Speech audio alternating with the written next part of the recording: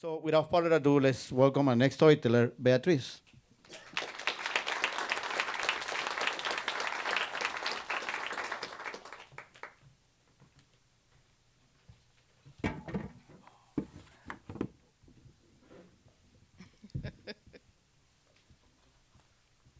What are you gonna? No, it's fine. I think. Hello, can you hear me? Oh, good. Um, so this is an immigration show, and I come from a long line of immigrants. It all started with my grandparents. They were refugees from Turkey. They were forced to leave their place where they lived for centuries. My mother's family was Greek, my father's family was Armenian, and both had to leave their towns in Turkey, and for political reasons that we will not get into it now, but if you want more details, I'll be happy to talk to you after the show. So they went to Greece, which was the country that was accepting them. In the process, of course, many thousands people died, many were displaced. And when they got to Greece, they had to start all over again. So they lived in tents for a while, and then the government allowed them to build little homes with 3 rooms. And so that's where my parents grew up.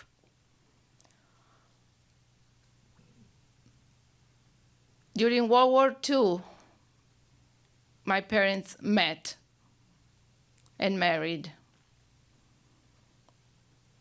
And my father was ready to get out of war-ravaged Greece. And his dream was always to go to Mexico, because he had watched all the wonderful films of the 30s and the 40s when that was called the golden age of Mexican cinema. And he imagined himself in a tropical paradise.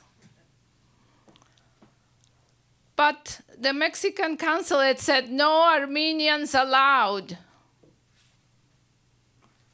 So one day in the shop where he worked, the Argentine consul came and told him, oh, sure, you have to go. Argentina, they have lots of jobs, they have money, and, the country is empty. We're looking for people. So my mom and dad got on a small boat, went to France, to Marseille, and then up by train to the north of France, where they took a big boat. And it took about 2 weeks.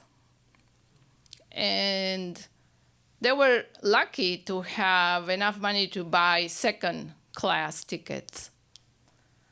But there were many, many other people in steerage that the boat picked along the way from Spain and Portugal, and eventually made it to Buenos Aires.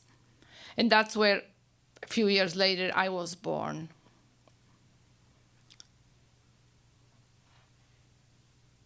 Many years later, we came to the United States.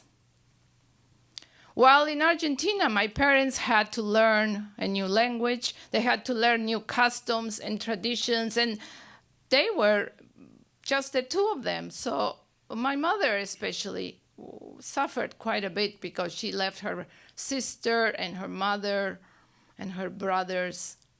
And I remember I must have been 5 or 6 years old, and I'm taking a nap after school in the afternoon, and I'm lying down, and I can see my mother sitting by the window with elbow on the windowsill, looking out the window. I can imagine that she's thinking about her family, her parents. her sister. Eventually, they got used to being in Argentina and learned the language pretty well. And somehow, towards the end of the 1960s, people started telling them that they should come to the United States because the streets were paved with gold. And you can make money sewing buttons for rich ladies. So one day in February of 1970, we got on a plane and came here. I was 19 years old. I did not want to come. I wanted to stay and go to the university. I was going to study in the College of Philosophy and Literature. I was going to be a journalist. I had my friends. But my parents wouldn't listen to it. You have to go. I'm the only child. I'm too young to be by myself. So we came, and we arrived in New York, where my father's sister lived and was able to bring us to this country. And they hadn't seen each other in 50 years because at the time that my grandparents fled Turkey, she fled and came to the US. And they hadn't seen each other since. So I was really very sad. And we drove to the Bronx, where she lived.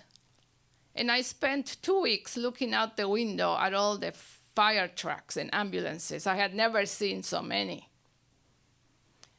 And before I had left Buenos Aires, I had gone to see the movie West Side Story with my friend.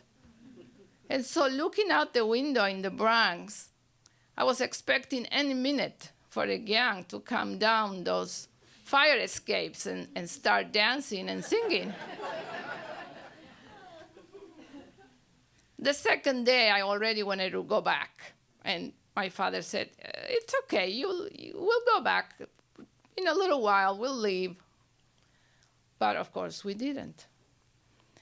Now, in this country, my parents had to start all over again for the third time. Learn another language, another customs and traditions and idiosyncrasies. And eventually, they went back to Greece when they retired. Now, I've been here almost 50 years now. I have a career, I have a house, I have a PhD, I have a family, I have lots of friends. And yet, I always feel like I just got here yesterday. I don't know if anybody else feels that way who moved from another country.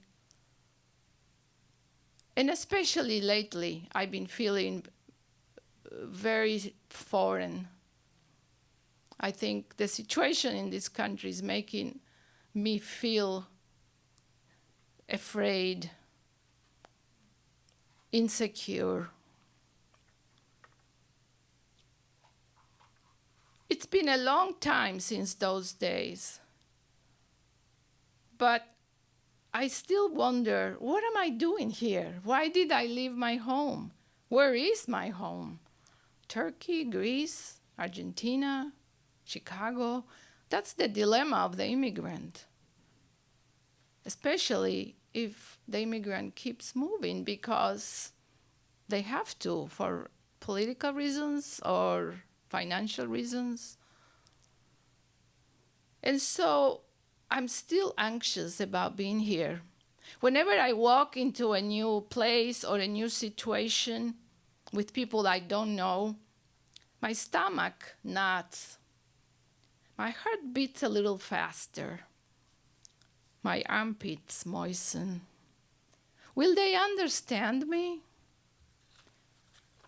Will they appreciate my intellect, my humor, my wit?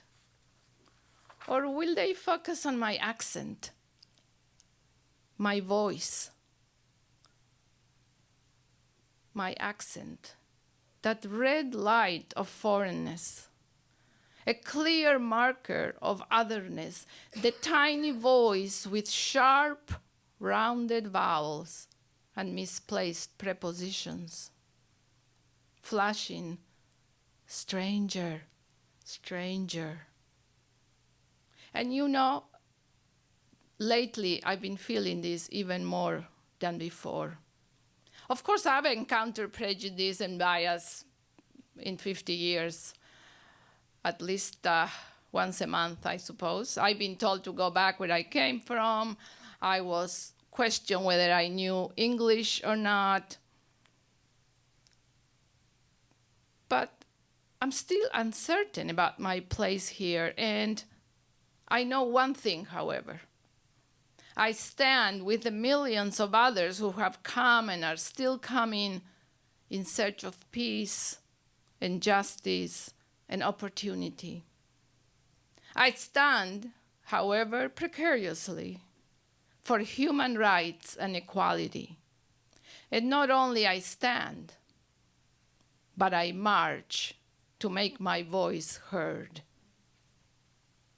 Thank you.